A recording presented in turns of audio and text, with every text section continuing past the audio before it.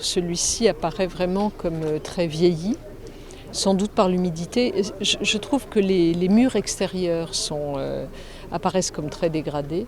Donc ça donne une image évidemment qui est assez peu attractive, il faut le reconnaître. C'est sans doute lié aussi à un entretien insuffisant. Donc c'est la raison pour laquelle je me suis engagée auprès des organisations syndicales à ce qu'on ait fait un schéma directeur de rénovation de l'établissement d'ici la fin de l'année.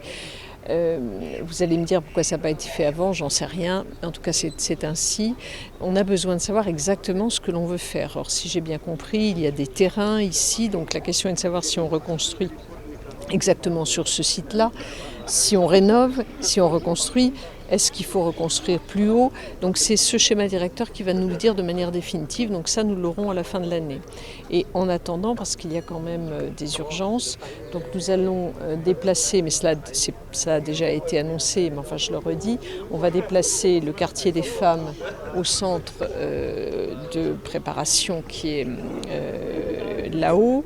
Les cellules sont beaucoup plus agréables parce qu'elles sont plus vastes et plus claires. Nous continuerons pour autant à faire des travaux là-haut puisque actuellement les douches ne sont pas en cellule, donc il va falloir qu'on le fasse.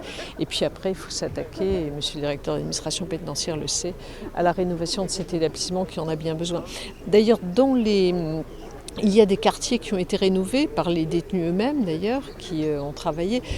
Bon, les cellules ne sont pas désagréables là, c'est pas extraordinaire, enfin c'est pas désagréable. En revanche, là où ça n'a pas été rénové, c'est vraiment, c'est pas acceptable.